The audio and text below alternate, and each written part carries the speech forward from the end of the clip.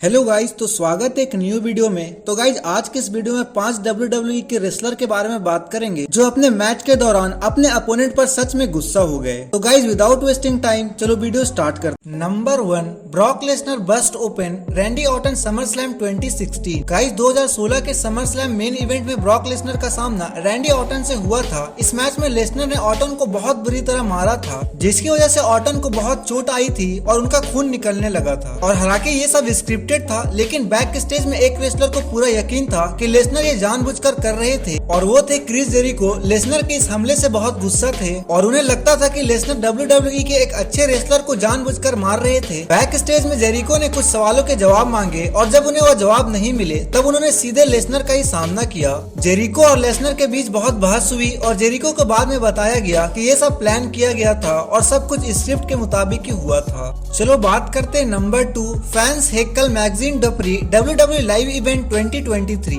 Magazine Dupri ring में और बेहतर होने के लिए बहुत मेहनत कर रही है, लेकिन फिर भी एक लाइव इवेंट के दौरान कुछ फैंस ने उनके बारे में नेगेटिव बोलकर उन्हें परेशान करने की कोशिश करी। उन फैंस ने मैगजीन को बहुत ज्यादा बू किया और जब वो बैक स्टेज एरिना में वापस जा रही थी तब भी ये नेगेटिव चैंट जारी रखे और एक फैंस ने तो उन्हें कभी वापस नहीं आने के लिए भी कहा। उन फैंस की इस बदतमीजी पर कई लोगों ने रिएक्ट किया और ज्यादातर फैंस और WWE वुमेन रोस्टर के बहुत सारे रेसलर मैगजीन के समर्थन में आगे आए। रिया रिप्ली और बेकी लिंच जैसे रेसलर मैगजीन के साथ खड़े रहे और सबको ये बताया कि वो मैगजीन के साथ है और ये भी बताया कि वो अपनी कुशलता को और आगे बेहतर बनाने के लिए कितनी मेहनत कर रही है। चलो बात करते हैं नंबर 3, CM पंक रिटर्न सर्वाइवर सीरीज 2023। लगभग 10 सालों के बाद पहली बार CM पंक WWE में वापसी एक बहुत बड़ी बात थी। हालांकि फैंस पंक को वापस देखकर बहुत खुश थे, लेकिन कुछ रेसलर के लिए ऐसा नहीं कहा जा सकता, जिन्हें ये नहीं पता था कि 2023 के सर्वाइवर सीरीज इवेंट के अंत में CM पंक वापस आने वाले थे। एक ऐसे ही रेसलर जो बहुत गुस्सा थे वो थे सेथ रॉलिंग्स। रॉलिंग पंक को बिल्कुल पसंद नहीं करते थे और उन्हें ये अपनी बहुत बड़ी बेइज्जती लगी कि उन्हें पहले से पंक की वापसी के बारे में बताया नहीं गया। रॉलिंग्स को जबरदस्ती पंक से दूर करना पड़ा, लेकिन बाद में वो शांत हो गए और रिपोर्ट्स के मुताबिक दोनों एक साथ अब अच्छे से काम करते हैं। एक और रेसलर जो पंक को वापस देखकर ज्यादा खुश नहीं हुए वो थे ड्रू मैकिंटायर। मैकिंटायर पंक से सच में नफरत करते थे और उनकी वापसी के बाद वो गुस्से में बैक स्टेज एरिया में गए और समय से पहले घर चले गए। रॉलिंग्स की तरह ही मैकिंटायर भी अब पंक के साथ अच्छे से काम कर रहे हैं। 2023 में शिकागो की उस अजीब रात के बाद मैकिंटायर और पंक ने एक साथ बहुत सारे सेगमेंट में काम भी किया है। चलो बात करते हैं number 4, Carmella gets snubbed SummerSlam 2021। 2021 के समर स्लैम इवेंट में वुमेन्स टाइटल के लिए पहले बियांका ब्लेयर और साशा बैंक्स का मैच होने वाला था, लेकिन जब बैंक्स को बिल्कुल एंड मौके पर मैच से हटाया गया तब WWE ने कार्मेला को ब्लेयर का अपोनेंट बनाया।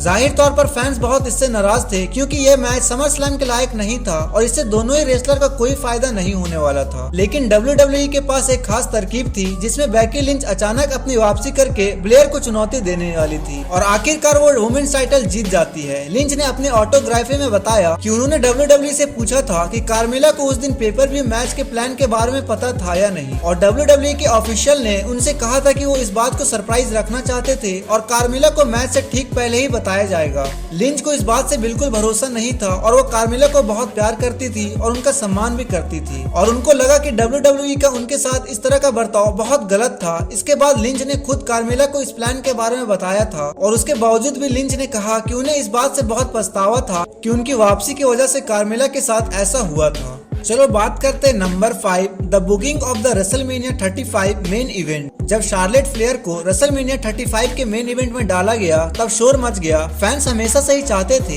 कि मेन इवेंट का मैच रोजी और बेकी लिंच के बीच ही हो, लेकिन लिंच को जबरदस्ती उस मैच में डाला गया सिर्फ इसलिए ताकि वो एक और टाइटल अपने नाम कर सके। वो सेगमेंट जिसमें फ्लेयर को इस मैच में डाला गया था वो काफी समय तक WWE के YouTube चैनल पर सबसे ज्यादा डिसलाइक किया गया वाला वीडियो था, जिसे ये साफ दिखता है कि वो अनचाहे प्लॉट ट्विस्ट से फैंस को कितनी नफरत थी। बेकी लिंच की ऑटोबायोग्राफी के मुताबिक जब रेसलमेनिया 35 से पहले वो उस मैच की बुकिंग कर रहे थे तब फ्लेयर बहुत नाराज हो गई थी क्योंकि उन्हें लग रहा था कि उन्हें इस मैच में थर्ड व्हील की तरह डाला जा रहा था। लिंच के मुताबिक जब इस मैच की प्लानिंग हो रही थी तब फ्लेयर की आंखों में आंसू थे। लिंच ने यह भी कहा कि मैच में रेफरी ने बीच में आकर फ्लेयर से यह भी कहा कि वो वाकई में इस मैच में थर्ड व्हील है, जिससे फ्लेयर का मूड और भी खराब हो गया था।